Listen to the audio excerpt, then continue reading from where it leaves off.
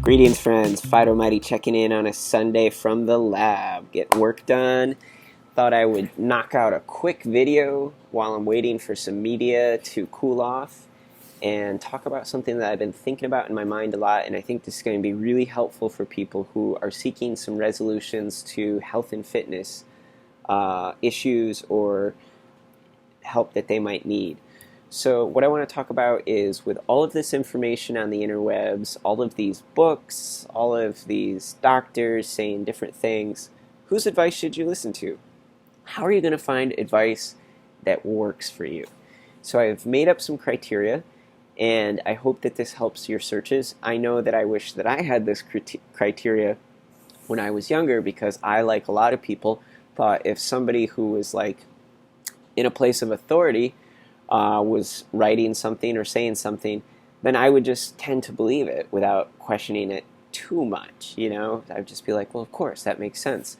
But we know that this is a great way to set ourselves up for failure in some ways, especially with a lot of people posing as authorities, and with a lot of people with dirty dollars in the pharmacy industry, in the fitness industry, in sports in general. So that said, let's get to it.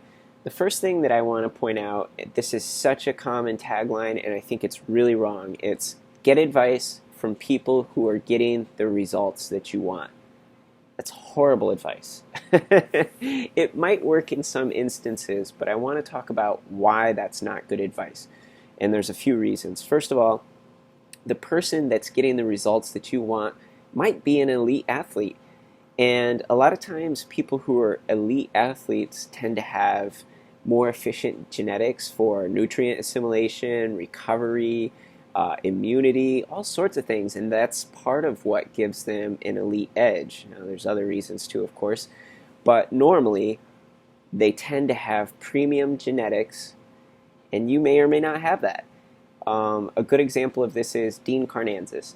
Dean Karnazes, they did a study on him, and they cored his muscle fibers while he was doing ultra endurance events. And what they found was that he didn't sustain muscle damage at the same rates as other people. Most people sustained muscle damage twice the rate of him. So if you're like, say for example, and I'm just making an example of this, if Dean Karnazes comes around and says, hey, if you do this, this, and this like me, you're going to get results just like me, but you're not a person that gets muscle damage at half the rate of other people like Dean Karnazes, you're not going to have the same results. You just aren't. And it's going to be really frustrating. So if a person is trying to say, like, this is my method, this is what works for me, and if you do this exactly how I did and how I tell you to, then you're going to get the results. No. Bad. A good person, we'll get to this more later, would say, I'm going to help you where you're at. So I think that is number one. Next thing is moving on to young people. Now, a lot of the people that you might be wanting to get the same results might be a lot younger than you. And before I go any further, I just want to say, I think young people have tons of good stuff to offer. So don't think this is a diss against young people.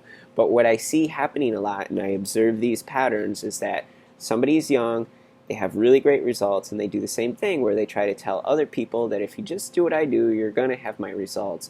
And the reality is, when you're younger, you are so much more efficient. When I was in my 20s, I drank beer, ate fried chicken, ate ramen, and I cycled 400 miles a week, and I was ripped. And I had no issues. I could have sold any diet, right? Because that's where I was in my 20s. And it's erroneous to try to follow somebody who's at a different stage of their life, and they're trying to put what they can handle on you where you're at your stage in your life. And a lot of times when people have to start looking for help or looking at ways to troubleshoot, they're not in their 20s anymore. Sometimes they are, but normally it happens when you start to get middle-aged and things have happened in your life and now you've got to try to find your health again, or you're coming off of some sort of chronic sickness. So I think it's really important that if, and it's possible that there are young people who are coaches who have that wisdom and wherewithal to understand that what's going on in your 20s is not what's going on in your 40s. So I think that that's a really important one to think about. And the last point I want to talk about with following that idea of asking people who are getting the results that you want, or getting a coach who's getting the results that you want, is that doesn't mean that somebody's a good coach or a good nutritionist necessarily. Maybe more so with nutrition. But just think about this. Let's separate this out and just use an example. Think about all of the pro coaches, NFL, baseball, cycling, running, wrestling, you name it. There are tons of coaches out there who are getting phenomenal world-class results for their athletes, and they don't look anything like they're getting the results that they are prescribing. So I think that being a coach, a trainer, a consultant, if you're really good at that, it doesn't necessarily mean you're following your own advice. It might just mean that you're phenomenal at coaching. And I think that those two things should be separated out really well. And I think that that's important too. Now, sometimes those two things cross and meet, and that's good. But I wouldn't just discredit somebody because they don't look like they're getting the results that you want. I would look for somebody who has a lot of experience and varied experience with different programs. But that's, I'll get back to that in a minute. The next thing on my list is credentials. Now, we come from a world where we've created this system of credentials for a reason, and that's because there are a lot of charlatans out there, and we've tried to find a way to sort of sort through the charlatans, right? So I think for me, I would never choose either a coach or a nutritionist or a doctor who doesn't have great credentials. I now vet my doctors. I go and I look and see if they've published papers. I look and see what their history is, where they went to school, what their belief systems are. And I look at all of these things. And I think it's really important to take this into consideration. Now, that doesn't mean that you can't get good advice from somebody who doesn't have credentials, but that this is a good filtering system to sort of move towards your best option, right? You can get information from varied sources and sort of synthesize them together, but if you're looking for someone to actually like coach you or give you advice that you pay for, I would really look at their credentials and I would research them.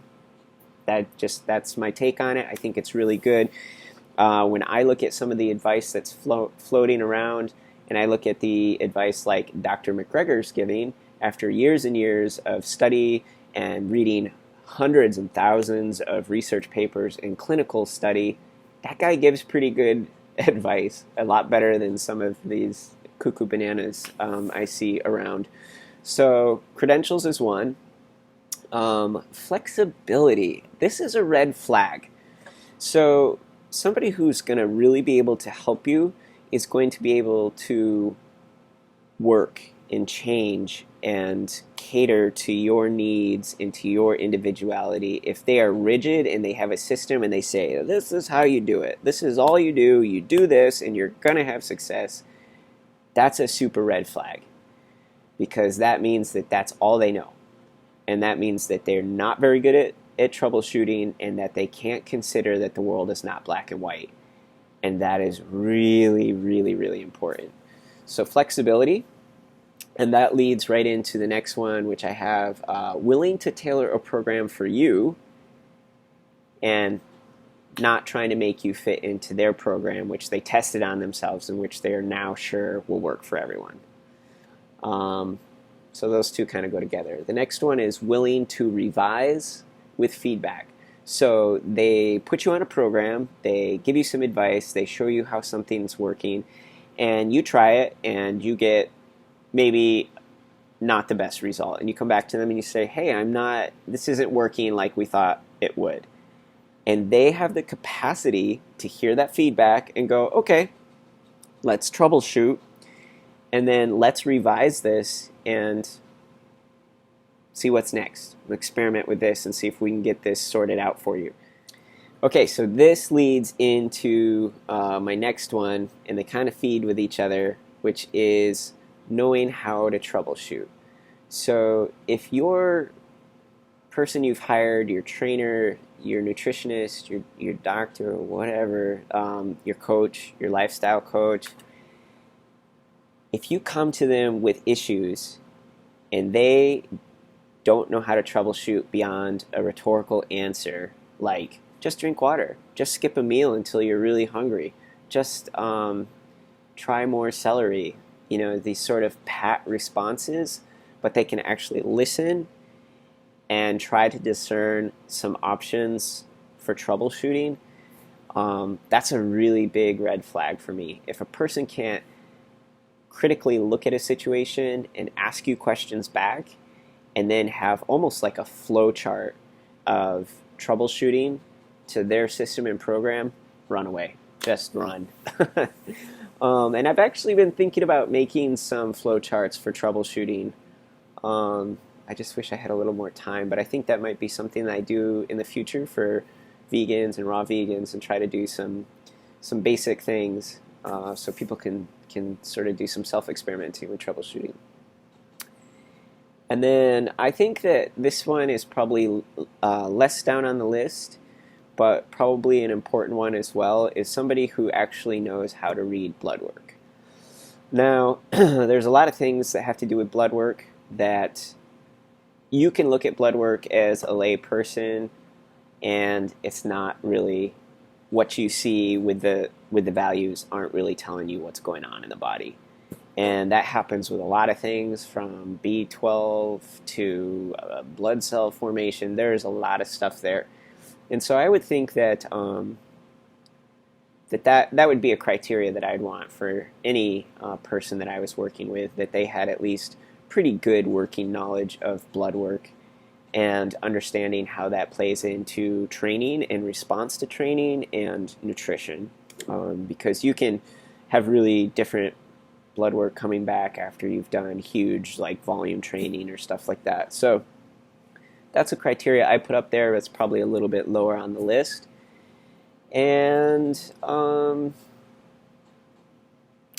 think probably the last bit would just be people who are not going to try to convince you that you have to believe in it. I've read a bunch of things you've got to read 1,000, you got to believe 1,000% to make it work. That is really that's faith-based. And that's believing in an entity that there's never been proof of and nobody's ever been able to in thousands of years make proof of.